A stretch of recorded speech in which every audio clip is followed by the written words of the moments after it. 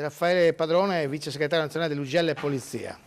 No, non sbaglio, ben ritrovati. Il problema è che questi permessi non possono essere rilasciati, ma non perché non vogliamo, non vengono con le tempistiche che occorrono, servono. Si sono trovati in regola, perché avevano... Perché erano già venuti da noi, erano già stati identificati, sapevamo chi era, si chiamava Gigi Di Meo, Raffaele Padrone. Ma identificati secondo il nome che danno loro? Ah, certo. Certo, non come...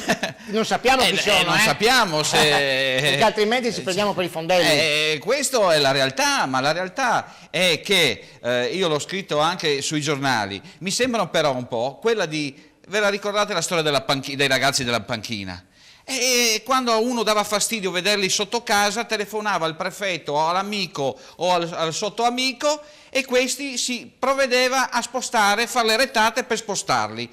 Sapevamo, c'erano queste persone, lo sapeva tutta la popolazione, dal sindaco a qualsiasi altra istituzione. Benissimo, qualcuno ha detto che lì questi facevano i loro bisogni, c'erano i problemi sanitari, l'ASL dice sì, in effetti l'acqua non è potabile, si può creare un'epidemia, spostiamoli e li sposti da un'altra parte, poi ritornano comunque ed è il fatto di spostare comunque le stesse persone che ci sono, cioè non è che questi 50 persone sono spariti da Pordenone e sono stati mandati via, non si possono mandare via e quindi rimangono a Pordenone, no?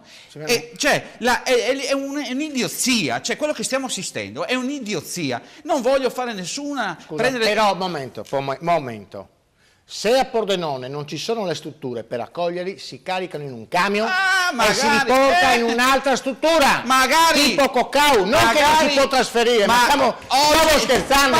Ma se la Boldrini oggi a Radio 24 ha detto che i turchi bisogna farli arrivare in Italia perché in un paese democratico... Ma chi è Boldrini? Allora questo è il problema, direttore, noi non possiamo fare niente e io volevo anche rispondere a quella domanda che lei ha posto, ci sentiamo sicuri? Allora, se posso rispondere come polizia, l'intelligence della polizia funziona, mancano quegli accordi e quegli comunicazioni internazionali, prima roba. Secondo, non ho visto, io ho passato la settimana scorsa a quest'ora ero sul confine francese. Benissimo, io non ho trovato nessuno sulle montagne che c'era scritto Francia che mi ha controllato. Nello zaino, invece di mettermi le merendine e i panini per fare i 500 km, potevo portare una bomba.